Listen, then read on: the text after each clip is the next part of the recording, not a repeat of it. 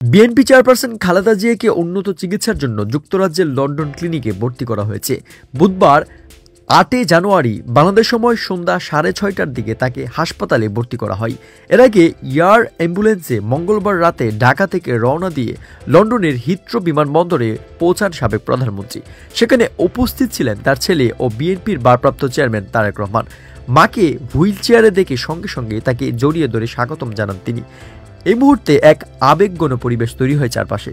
তারেক রহমান নিজেই গাড়ি চালিয়ে মাকে সরাসরি হাসপাতালে নিয়ে যান। বিমানবন্দরে তাদের অভ্যর্থনা জানান তার স্ত্রী ডাক্তার জুবাইদুর রহমান, মেয়ে জাইমা রহমান এবং বিএনপির নেতাকর্মীরা। এ সময় খালেদা জিয়ার সঙ্গে রয়েছেন চিকিৎসাকর্মী ১৫ জনের একটি দল। উপস্থিত ছিলেন প্রয়াত আরাফাত রহমান কোকের স্ত্রী স্মৃতি রহমানও। উল্লেখ্য যে ২০১৭ সালের জুলাইয়ের পর থেকে এটাই খালেদা জিয়ার প্রথম বিদেশ সফর। দীর্ঘ ৭.৫ বছর পর মায়ের সঙ্গে তারেক রহমানের সরাসরি দেখা হলো, যা বিএনপি সমর্থকদের মাঝে আবেগের সঞ্চার করেছে। নিউজনগর, আরিয়ান ফার্সি।